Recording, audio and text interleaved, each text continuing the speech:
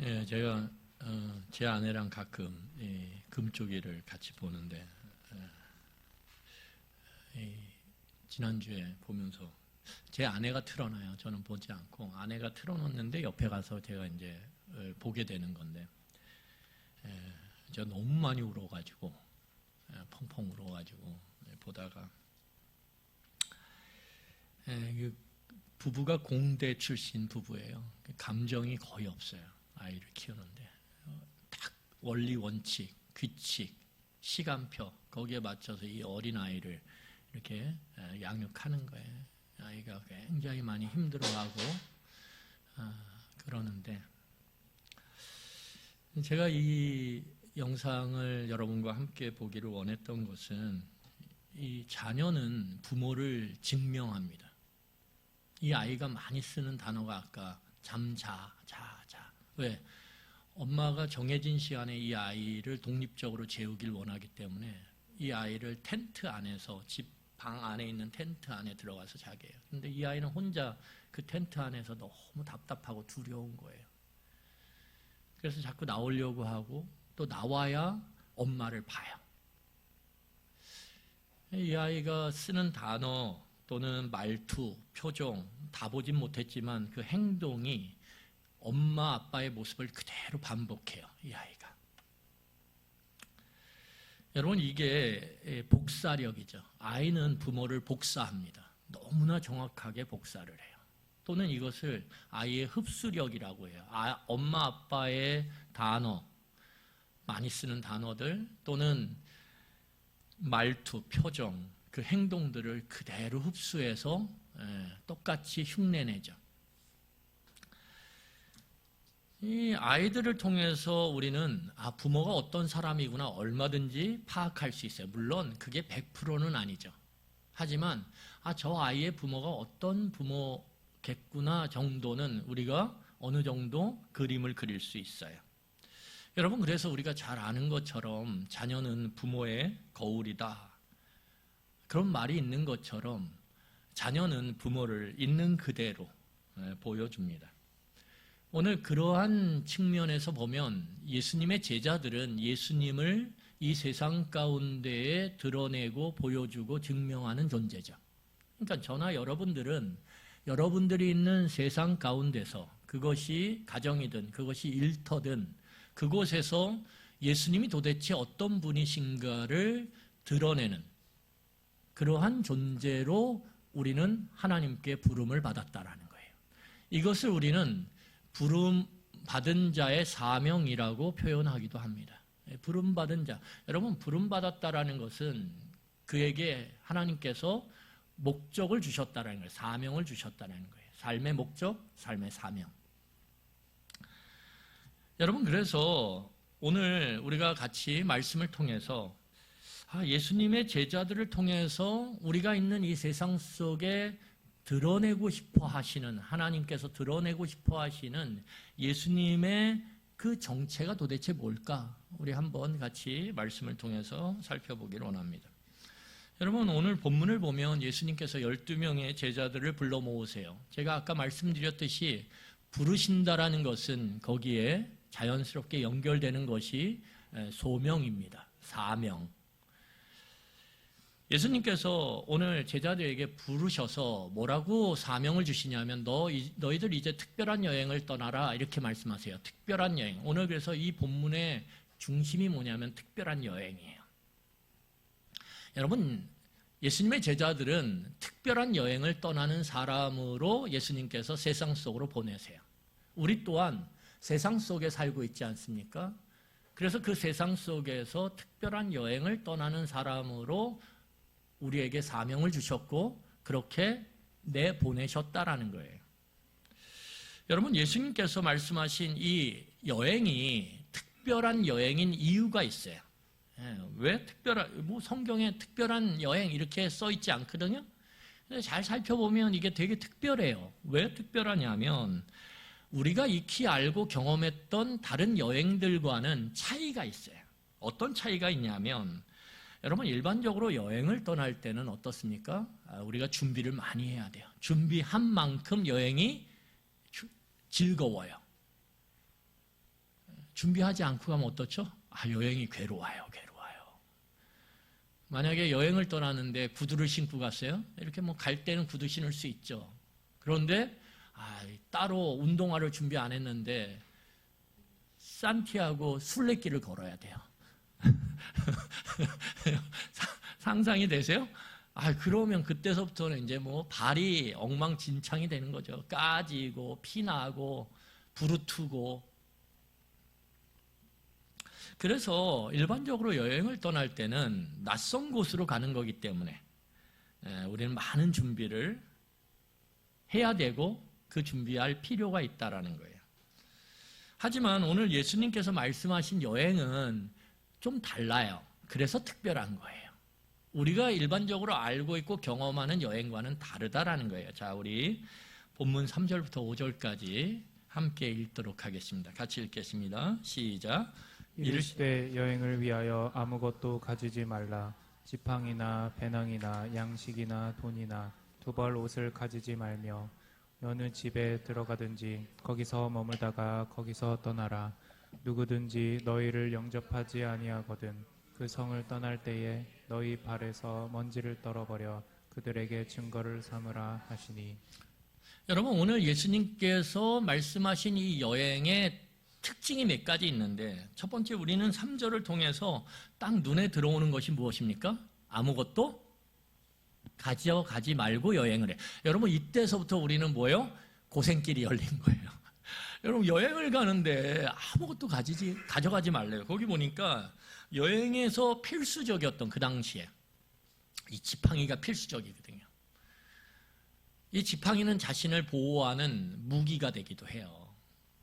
그래서 지팡이가 꼭 필요한데 이 이스라엘 여행의 상식상 배낭이 필요하죠. 양식이 필요하죠. 돈이 필요하죠. 옷들이 필요해요. 그런데 그것을 하나도 가지 말라라고 얘기해요. 그러면 아무것도 가져가지 않는 여행, 이걸 우리는 무슨 여행이라고 얘기합니까? 무전여행. 그럼 무전여행은 여러분 나이 들어서 하실 수 있어요? 이거는 젊은 혈기에 한 번 정도 제가 해봤거든요. 우리 김명규 선교사님이랑 제가 대학생 때 태백에 있는, 그때는 교통이 너무 안 좋았어요. 태백에 있는 그 예수원이라고 하는 그런 특별한 그 기도원 형식의 이렇게 묵상하고 수양하는 그런 곳인데, 김명규 선교사님이랑 제가 갔어요. 가서 엄청 후회했어요. 너무 힘들어요. 하는 게 없어. 그냥 방에 추운 데 있다가 종소리 울리면 밥 먹으러 갔다가 다시 또 이불 속으로 들어갔다가 거기서 할 게 없어요. 할 게. 그냥 묵상하는 거예요. 그런데 여러분, 젊은 혈기에 대학생이 그 4박 5일을 거기서 아무것도 안 하고 그냥 방에 있다가 또 예배 드리고 밥 먹다가 또 방에 있다가 그래가지고 도망쳐 나왔어요. 밤에 4박 5일을 채워야 되는데 4박 5일을 못 채웠어요. 그래가지고 밤에 제 생각에는 제가 기억에는 가물가물한데 제가 김명규 선교사님을 이렇게 꼬셨던 것 같아요. 김명규 선교사님이 절 꼬실 리는 없어요. 그래서 제가 이제 우리 가자. 밤열차를 한번 타보자. 그래가지고 이제 저는 이제 밤열차를 한번 타보고 싶었거든요. 겨울인데 무궁화, 지금은 없어요. 무궁화 열차를 타고선 밤열차를 타고 오는데 저는 그 밤열차에 대한 환상이 거기서 다 깨졌어요. 얼마나 힘들든지. 이 무궁화 열차가 직각이거든요, 의자가. 그런데 옆에 스팀이 있었어요. 옛날에 그 무궁화 열차는 얼마나 더운지. 청량리까지 오는데요, 정말 와, 아무것도 안 보여. 또 뭐 시골인데다가 산동네니까 뭐 보이겠습니까? 밖은 아무것도 안 보여요. 안은 찌는 듯이 더워요. 그런데 의자는 어떠냐면 직각이에요. 제가 그래서 2번 다시 밤 여행을 안 합니다. 열차를 타고. 여러분, 이런 젊은 혈기에 할 수 있는 여행이죠. 그런 건. 그렇죠? 당연히 고생을 전제로 한 여행. 그런데 오늘 또 보니까 4절을 보세요. 그 집에 들어가는데 그냥 거기에 들어가면 거기서 머물라라는 거예요. 여러분 이게 얼마나 예수님께서 제자들을 힘들게 하시는 내용을 담고 있냐 하면 여러분 어느 집에 들어갔는데 그 집안에 들어갔는데 그 집안의 형편이 굶고 있어요. 그러면 제자들도 자의가 아니라 그 집안의 형편상 어떻게 돼야 돼요? 굶어야 돼요. 그런데 뭐라고 얘기하냐면 거기서 나오면 돼요? 안 돼요? 안 돼요. 거기 머물러야 돼요. 여러분 만약에 그 집안에 들어갔는데 그 집안에 중한 병을 지금 앓고 있는 환자가 있어요. 그러면 어떻습니까? 이 압박감. 왜? 누군가가 왔는데 뭔가 말을 하는데 고칠 수 있는 희망이 저들에게 있지 않을까 요구를 해요. 그런데 여러분 능력이 있어요? 없어요? 능력이 없어. 그러면 얼마나 그 부담스럽겠어요. 거기서. 그런데 거기서 나오면 안 돼요. 들어가면 나오면 안 돼요. 여러분 오늘 성경을 보면 이 여행이 특별한 이유는 준비 없이 가는 여행이에요. 그래서 너무 힘들고 고생스럽다라는 거예요. 여러분 낯선 곳에 가는데 낯선 사람들을 만나요. 그러면 당연히 아무것도 없는 이 제자들의 입장에서는 그 여행지 낯선 곳에 가서 만나는 낯선 사람에게 뭘 요청해야 됩니까? 끼니를 요청해야 돼요. 잠자리를 요청해야 돼요. 그것 자체가 이미 너무 힘들다라는 거예요. 왜 힘드냐면 내가 어떤 것도 계획할 수 없고 내가 어떤 것도 준비할 수 없기 때문에. 그래서 이 여행은 지극히 수동적이에요. 여러분 여행이 힘들 때 어떨 때 힘드냐면 수동적일 때. 내가 앞으로 어디를 갈지 뭘 먹을지 뭘 할지를 모른 채 그냥 끌려가. 여러분 끌려다닐 때 그 여행이 굉장히 힘들고 어렵습니다. 제자들이 지금 떠나는 이 여행은 지극히 수동적인 여행이에요. 불확실해. 무계획이야. 아무것도 준비된 게 없어요. 여러분 그러니까 얼마나 때로는 두렵고 염려가 되고 고통스럽겠습니까? 그런데 예수님은 그런 여행을 뭐라고 얘기해요? 떠나래요. 떠나라고 명령하시면서 오늘 예수님께서는 한 가지 힌트를 주시는데 5절을 다시 보세요. 5절을 보면 누구든지 너희를 영접하지 아니하거든 그 서생에서 떠날 때 너희 발에서 먼지를 떨어버려 그들에게 증거를 삼으라 하시니 거부를 당한다라는 걸 전제해요. 아무것도 없는데 준비된 게 없는데 거부를 당해. 여러분 그러면 얼마나 힘들겠어요.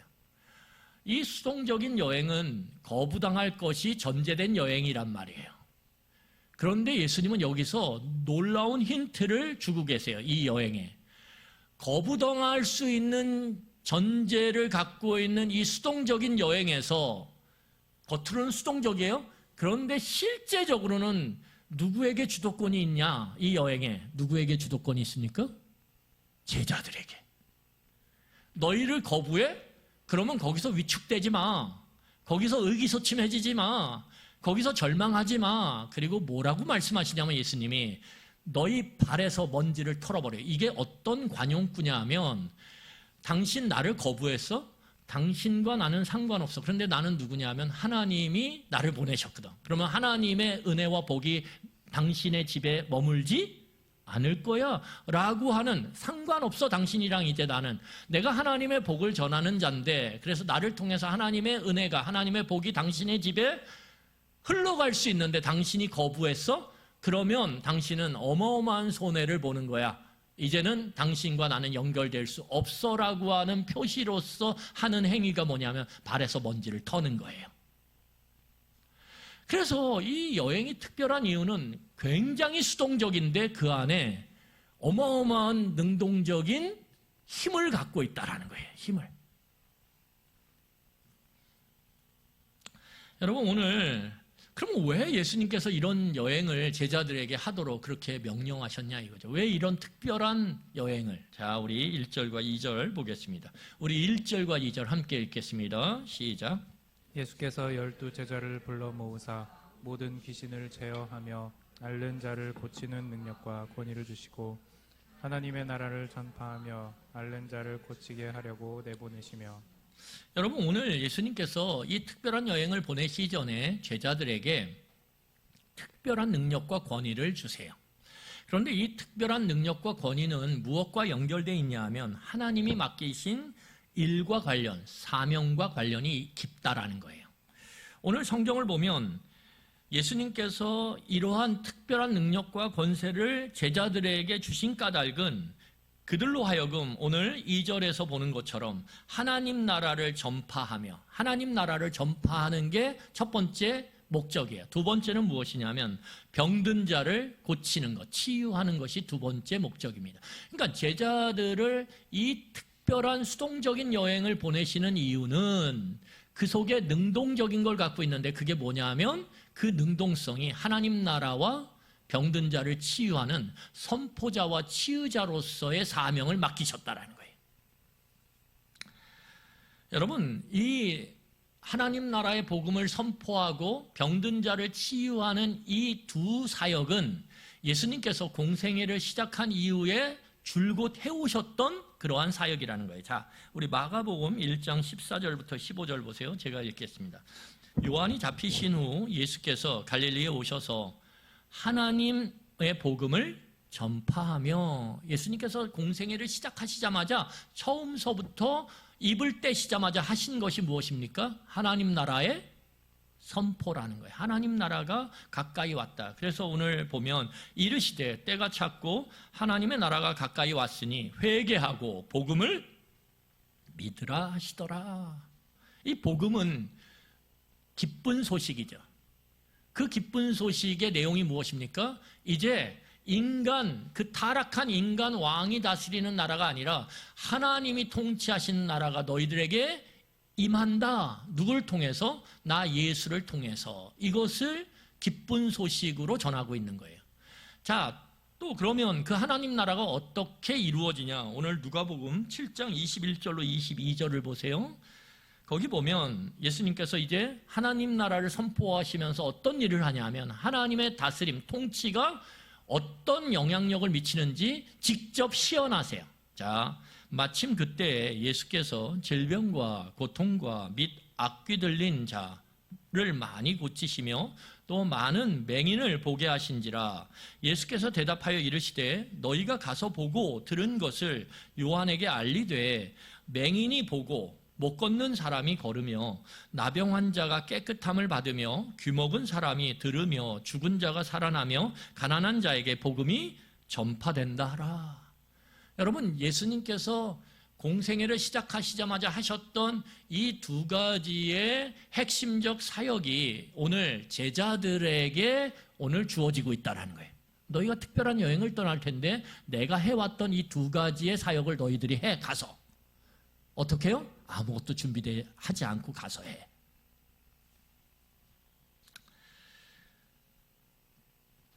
여러분, 왜 예수님께서 이런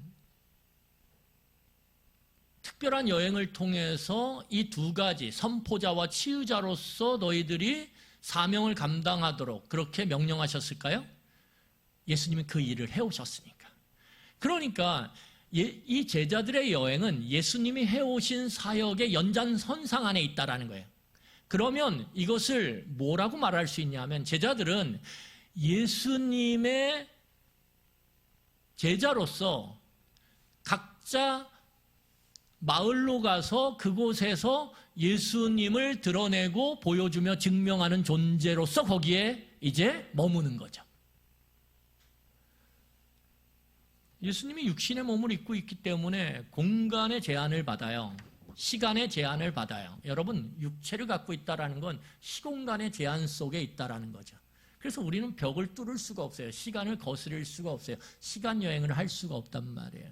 그래서 사람들은 이 육체적 존재가 갖고 있는 이 3차원의 한계 속에서 그걸 벗어나고 싶어 하는 욕망이 있어요. 인간에겐 욕망이 있거든요. 뭐요? 나의 한계를 벗어나고 싶어 하는 욕망. 그런데 그 벗어나고자 하는 욕망이 뭔지를 잘 구분해야 돼요. 여러분, 벗어나고자 하는 것이 나쁜 게 아니에요? 그런데 이 아담과 하와처럼 하나님을 벗어나고자 하면, 하나님의 말씀을 벗어나고자 하면 그 욕망은 그들을 고통으로 이끕니다. 그런데 나의 한계, 나의 죄 가운데서 늘 관성에 익숙한 한계를 벗어나고자 하면 그것은 우리를 자유케 하고 우리를 기쁨과 해방으로 이끌어요. 그러니까 벗어나고자 하는 것이 문제가 아니라 무엇 속에서 벗어나고자 하느냐, 이게 중요한 거예요. 근데 인간들은 그 욕망이 뭐냐면 이 공간으로부터 벗어나길 원해요. 시간으로부터 벗어나길 원해요. 그래서 그것들이 영화나 드라마로 나오는 거예요. 시간을 거스르는 여행, 공간을 아무렇지도 않게 그냥 쑥쑥쑥쑥 이렇게 왔다 갔다 하는 여행. 그런데 그 벗어나고자 하는 그 욕망을 통해서 그들이 채우고자 원하는 건 뭐예요? 자신의 욕심이죠. 그래서 문제가 있는 거예요. 근데 중요한 것은 무엇이냐면 오늘 성경을 보면 예수님께서 그 시공간에 제한된 자신의 상황 가운데서 예수님은 더 많은 사람들에게 이 하나님 나라의 복음을 선포하고 이 병든 자를 치유하는 이 사역을 어떻게 해요? 펼치고 싶으셨죠. 그래서 하나님은 누구를 사용하시냐면 자신을 그대로 증명해 줄 수 있는, 드러낼 수 있는 그의 제자들을 지금 사용하셔서 특별한 여행을 떠나도록 명령하시는 거예요. 그리고 제자들이 그걸 증명했어요. 그래서 돌아와서 제자들이 그걸 기쁘게 이야기해요. 예수님, 제가 가서 이렇게 했더니요, 이렇게 됐어요. 저렇게 했더니 저렇게 됐어요. 예수님 놀라워요. 이렇게 보고대회를 해요. 보고대회를. 그리고 나서 이제 나오는 본문이 뭐예요? 우리가 너무너무 잘 알고 있는 오병이어의 이 사역이죠. 그래서 오병이어의 사역은 따로 떼서 그것을 분석하고 그것이 뭔지 거기에 큰 의미가 없어요. 이것은 맥락 가운데 있어요. 어떤 맥락이냐면 예수님이 제자들을 특별한 여행을 보내심으로 자신을 증명하고 드러내는 이 맥락 가운데 이 오병이어의 사건이 있다라는 거예요. 여러분, 오늘 성경을 보면 예수님께서 그의 제자들을 데리시고 벳세다라고 하는 마을로 가세요. 그런데 이 벳세다라고 하는 마을은 주변에 빈들이 굉장히 넓게 펼쳐진 마을이에요. 빈들이 확 펼쳐져 있죠. 그런데 사람들이 예수님이 벳세다 쪽으로 가신다라고 하는 소식을 듣고 많은 사람들이 예수님의 그 길을 따라갑니다. 오늘 11절을 보세요. 우리 11절 같이 읽겠습니다. 같이 읽겠습니다. 우리가 알고 따라왔거늘 예수께서 그들을 영접하사 하나님 나라의 일을 이야기하시며 병 고칠 자들은 고치시더라. 예수님께서 벳세다에 가셔서도 뭘 하세요? 하나님 나라의 복음을 선포하고 병든 자를 고치시는 치유자로서의 사역을 하신단 말이에요. 제자들이 금방 여행을 갔다 와서 예수님, 놀라운 일이에요. 제가 선포하고 병든 자를 치유했는데 그 모든 일이 이루어졌어요. 그리고 나서 그들을 데리고 그 흥분과 기쁨을 갖고 있는 제자들을 데리고 가셔서 벳세다의 빈들에서 그를 따라온 수많은 병든 자와 아픈 자들에게 하나님 나라의 복음을 전파하며 병든 자를 치유하셨단 말이에요. 그냥 제자들이 얼마나 좋겠어요. 우와, 내가 가서 했던 그 일을 또 예수님께서 눈앞에서 하시네? 긍정의 긍정은 절대 긍정이죠. 강화가 된단 말이에요. 어마어마하게. 야, 그래, 나는 선포자와 치유자로 부름을 받았구나. 그 사역을 예수님께서 하시는데 나에게도 그 사역을 맡기셨구나. 너무 기뻤을 거예요. 그런데 문제는 뭐예요? 13절을 보세요. 13절 보겠습니다. 제가 읽겠습니다. 예수께서 이르시되 너희가 먹을 것을 주라 하시니 여짜오되 우리에게 떡 5개와 물고기 2마리밖에 없으니 이 모든 사람을 위하여 먹을 것을 사지 아니하고서는 할 수 없사옵나이다 하니. 문제는 뭐냐면 예수님의 그 복음을 듣고 이 저자직강 아닙니까? 저자직강. 뭐든지 뭐가 좋아요? 저자직강이 좋아요. 그리고 저자가 어떻게 하는 거예요? 직접 시연을 해요. 병든 자를 다 고쳐요.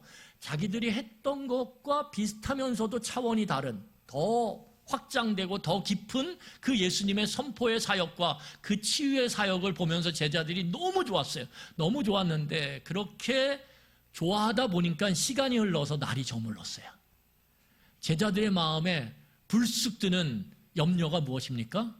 이 어두운 들판에, 불빛 하나 없는 이 들판에서 이제 저 사람들이 돌아가야만 하루 종일 굶었던 그 배고픔을 가까이 있는 마을로 가서 채울 수 있을 텐데, 그래서 제자들이 예수님께 재촉을 해요. 예수님, 이제 그만 이 집회를 이제 파하셔야 돼요. 이제 끝내셔야 돼요. 그리고 돌려보내셔야 저 사람들이 기진하여서 가다가 쓰러져서 큰일 당하지 않고 안전하게 마을로 가서 각자 그 배고픔을 채울 수 있습니다. 여러분, 예수님 돌려보내세요. 돌려보내. 그렇게 재촉을 해요. 그런데 예수님이 그 상황 속에서 뭐라고 얘기하냐면, 여러분 다시 13절을 보세요. 굉장히 중요한 말씀이 있어요. 놀라운 말씀이 있습니다. 13절 다시 보세요. 예수께서 이르시되, 예수께서 제자들에게 이 상황 속에서 뭐라고 말씀하시냐면, 예수께서 이르시되, 같이 읽겠습니다. 뭐라고요? 너희가 뭐라고요? 너희가 먹을 것을 주라고. 예수님은 이 벳세다 빈들에서 제자들에게 특별한 여행을 또 보내고 계세요. 아무것도 준비되지 않았어요. 제자들이 뭐라고 얘기하냐면, 예수님, 저희한테는 다 모아봐야 뭐가 있어요? 물고기 2마리와 떡 5덩이. 이거 한 사람 입에 붙여도 부족한 그 보잘것없는, 아무 준비가 안 돼 있어요. 저 사람들을 먹일 준비가 하나도 안 돼 있어요. 그런데 예수님은 하나도 준비 안 된 제자들에게 뭐라고 얘기하냐 하면, 뭐라고요? 너희가 줘라. 예수님은 벳세다 빈들에서 제자들을 특별한 여행을 보내고 계세요. 너네들 특별한 여행 갔다 왔지? 예. 좋았지? 네. 처음에는 두렵고 처음에는 염려가 많이 됐는데, 막상 가서 예수님이 주신 그 능력, 예수님께서 주신 그 권위로 말씀을 선포하니까 그들이 복음을 받아들이대요. 병든 자를 두렵고 떨리는 마음으로 제가 처음 해보잖아요. 그래서 안수하면서 덜덜덜덜 떨면서 했는데 눈을 떠봤더니 낫대요. 와, 얼마나 좋았는지, 얼마나 좋았는지. 두려움과 염려가 기쁨과 감격으로 바뀌대요. 예수님, 그래서 이 소식을 예수님에게 너무 전하고 싶어서 제가 한 걸음으로 달려와서 전했던 거예요. 그랬는데 오늘 이 빈들에서 제자들에게 다시 여행을 떠나라. 그러니까 제자들이 뭐라 그러냐면, 거기 13절 하반절 보세요. 여짜오되 우리에게 떡 5개와 물고기 2마리밖에 없으니, 이것밖에 없어요. 이것밖에. 우리는 하나도 준비가 안 돼 있어요. 이 모든 사람을 위하여 먹을 것을 사지 아니하고서는 할 수가 없사옵나이다. 여러분, 지극히 상식적이죠. 제자들의 말이 합리적이에요. 여러분, 그런데 여기에 함정이 있다라는 거예요. 여러분, 때로는 예수님께서 예수님의 제자들에게 특별한 여행을 보내세요. 예수님은 날마다 특별한 여행을 하도록 하지 않으세요. 야, 날마다 상식을 깨고 합리적인 걸 깨는 그런 여행을 해라. 우리에게 그렇게 말씀하지 않으세요. 그러면 우리는 살 수가 없어요. 이 세상에서. 사람들이 우리를 어떻게 생각하겠어요? 같이 살아가야 되는 세상 사람들이 우리를, 아우, 저 사람은 비합리적이야, 비상식적이야, 뭐든지 하나서부터 10끝까지 우리와 맞는 게 하나도 없어. 여러분, 그러면 공존할 수가 없어요. 그들에게 하나님 복음을 드러낼 수가 없어요. 예수님을 증명할 수가 없어요. 그런데 예수님께서는 때로 우리에게, 예수님의 제자들에게 특별한 여행을 하시도록 말씀하신다라는 거예요. 때로. 상식을 깨는 여행, 합리성을 깨는 여행을 하도록 명령하실 때가 있다라는 거예요. 그리고 그것을 통해서 살아계신 하나님을 증명하도록 그렇게 우리를 보내실 때가 있어요, 없어요? 대답하셔요. 있어요, 없어요? 있다라는 거예요. 그런데 이때로 우리를 특별한 여행을 보내고자 하시는 예수님의 그 음성, 예수님의 그 말씀이 우리 안에 요동침에도 불구하고 우리는 이 제자들처럼, 아니요, 안 돼요, 저한텐 준비된 게 없어요, 저한텐 가진 게 없어요. 그리고 어떻게 하냐면 꾹꾹 누르죠. 상식이라는 이름으로, 합리라고 하는 이름으로 눌러버려요. 여러분, 제자들의 문제는 무엇입니까? 예수님이 그렇게 말씀하실 때 이미 경험했음에도 불구하고 그들은 예수님께, 그러면 예수님 그렇게 말씀하시는데 예수님 어떤 방법으로 이 많은 사람들을 빈들에서 먹일 수 있을까요? 묻지 않아요. 방법을 묻지 않아요. 오늘 제자들은 그러면 예수님 저희가 한번 해볼 테니까 예수님 저희를 도와주세요. 어떻게 해야 될까요? 시도조차 해보지 않아요. 여러분 방법조차 묻지 않고 시도조차 해보지 않아요? 그 특별한 여행을. 그러니까 경험되어지는 게 있을까요? 없을까요? 없어요. 경험되어지는 게. 여러분 이것이 놀랍습니다. 경험되어진 게 없는 알은 그냥 껍데기일 뿐이에요. 우리의 알미, 여러분들이 저나 성경을 읽고 함께 말씀을 배우고 할 때 그 알미 우리 안에 경험되어질 때 그것이 뭘로 바뀌냐 하면 이 영적 화학작용이 일어나서 우리의 믿음으로 바뀌는 거예요. 믿음으로. 알미 믿음으로 바뀌는 이 과정. 여러분 많이 알아요? 많이 알아요. 여러분 신학자들이 얼마나 똑똑한데요. 얼마나 많이 아는지 몰라요. 알무로 치면 여러분 너무 놀랍죠. 그런데 그 알미 믿음으로 그렇게 영적 화학작용으로 변하질 않아요. 왜요? 경험이 없거든요. 경험이 없다라는 건 뭐예요? 한 번도 특별한 여행을 떠나보질 않았어요. 왜요? 합리라고 하는, 상식이라고 하는 그 틀 속에 갇혀서 그것을 깨고 싶지 않거든요. 깼다가는 어떻게 될지 모르니까. 그걸 벗어났다가는 어떻게 될지 모르니까. 그 두려움과 염려가 이 특별한 여행을 막는 거죠. 여러분 놀라운 사실은 무엇입니까? 오늘 자 16절과 17절 보세요. 16절 17절 같이 읽겠습니다. 같이 읽겠습니다. 예수께서 떡 5개와 물고기 2마리를 가지사 하늘을 우러러 축사하시고 떼어 제자들에게 또 무리에게 나누어 주게 하시니 먹고 다 배불렀더라. 그 남은 조각을 12바구니에 거두니라. 여러분 예수님께서는 이 특별한 여행을 떠나세요. 이 예수님의 특징, 예수님은 언제든지 떠나세요. 특별한 여행을. 여러분 십자가로 가는 그 여행은 굉장히 특별한 여행입니다. 예수님도 그 여행 앞에서는 주저주저해요. 아무 준비가 안 돼 있거든요. 아무 계획이 없거든요. 아무런 어떠한 그림이 그려져 있지 않거든요. 그러니까 예수님조차도 두려워하세요. 그 십자가로의 여행은. 그럼에도 불구하고 예수님은 끝내 그 십자가로의 특별한 여행에 어떻게 하세요? 동참하세요. 이것이 우리와 다른 점이에요. 예수님이 우리의 믿음의 주요 온전케 하시는 분이 되실 수 있는 이유는 그 놀라운 십자가의 여행을 통해서, 이 특별한 여행을 통해서 살아계신 하나님, 내가 계획하지 않고 내가 그리지 못했던 것들을 계획하시고 그리셔서 실현하시는 그 하나님을 경험했거든요. 왜? 예수님만이. 그러기 때문에 예수님이 우리의 믿음의 주가 될 수 있는 거예요.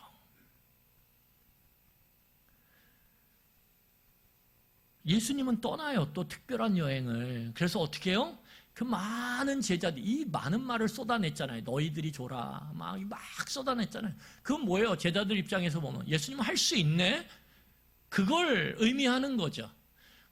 그래 놓고선 예수님이 어떻게 하시냐면 하늘 들어 축사하신 후에 제자들 보고 이걸 나눠주게 하세요. 그런데 여러분 오늘 성경을 보니까 이 하늘의 공급자로서의 예수님이 그 수많은 사람들에게 그 빈들에서 먹을 걸 주세요, 안 주세요? 주세요, 안 주세요? 주세요. 공급자로. 이게 중요한 거예요. 이걸 통해서 예수님께서 제자들에게, 사람들에게 보여주시는 것이 무엇입니까? 나는 이 땅 가운데 뭘로 왔다? 너희들의 필요를 채우는 뭘로? 공급자로 왔다. 그것을 증명하고 드러내는 거죠. 여러분 제자들이 이 특별한 여행을 떠날 때 처음에는 아무것도 준비되지 않은 그 여행을 떠나면서 복음의 선포자로서, 치유자로서 그 경험을 했어요. 왜요? 아무것도 없는 상태에서 하나님을 의지해야만, 신뢰해야만 그 여행을 할 수 있었기 때문에. 그래서 온전히 의지했고 온전히 신뢰했어요. 기도하는 것도 달랐어요. 평소에 기도하던 것과 그 간절함이 달랐어요.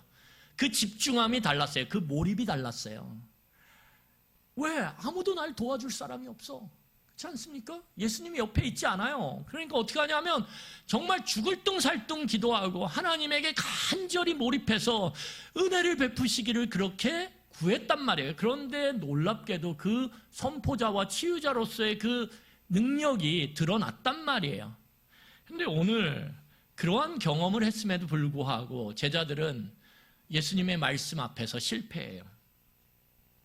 여러분, 그러니까 참 우리가 실패의 가능성이 있어요. 여러분, 실패하는 것들을 두려워하거나 그것들에 대해서 여러분 걱정하지 마세요. 우리는 다 실패하는 자로서 부름받은 거예요. 여러분, 인간이 무엇입니까? 여러분 인간이에요? 신이에요? 자, 여러분 인간이에요? 신이에요? 인간이에요. 우리는. 여러분, 나는 인간이다. 그럴 때 그 인간의 그 선언 가운데 담겨진 것이 무엇입니까? 나는 실수할 수 있다. 나는 실패할 수 있다. 나는 좌절할 수 있다. 나는 넘어질 수 있다. 나는 쓰러질 수 있다. 나는 슬퍼할 수 있다. 나는 고통스러워할 수 있다라는 걸 전제하는 거예요. 그런데 우리는 나는 인간이라고 그렇게 알고 있고 선언하면서도 속으로는 나는 신이다라고 여기는 것 같아요. 그래서 실패하면 안 되고 좌절하면 안 되고 쓰러지면 안 되고 넘어지면 안 되고 슬퍼하면 안 되고. 우린 신이 아닌데.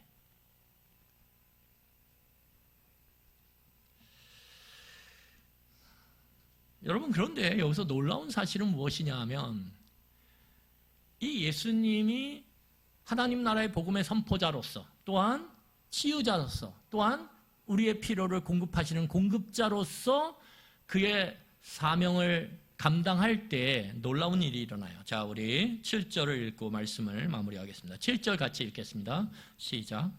분봉왕 헤롯이 이 모든 일을 듣고 심히 당황하니 이는 어떤 사람은 요한이 죽은 자 가운데서 살아났다고도 하며. 여러분, 이 분봉왕 헤롯이 예수님이 행하시는 일들을 다 들어요. 듣고 반응하는 그 반응이 뭐냐면 당황이에요. 당황함. 그런데 그 앞에 뭐라고 붙어 있습니까? 심히 당황하더라. 엄청 놀라는 거죠. 이 놀라움은 기쁨의 놀라움이 아니에요. 감격의 놀라움이 아니라 적대적인 놀라움이에요. 예수님을 적으로 그렇게 바라보고 있거든요.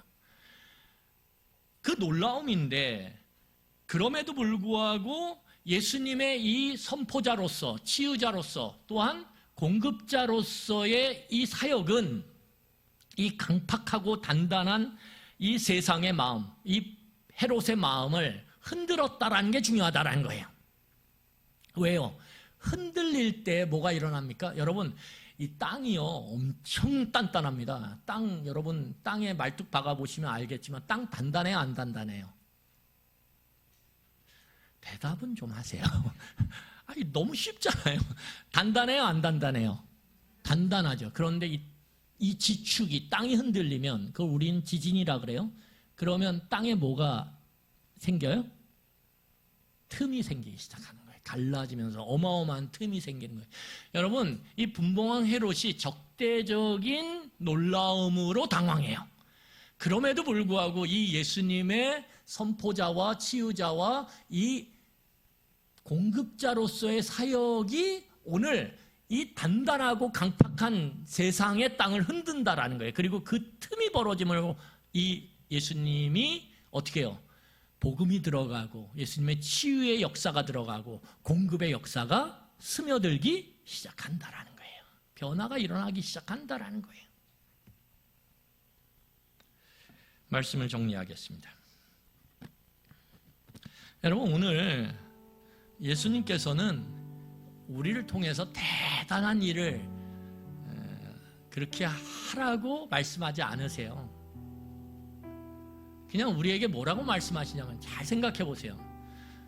우리에게 뭐 대단한 것을 하라. 여러분, 우리는 인간이에요.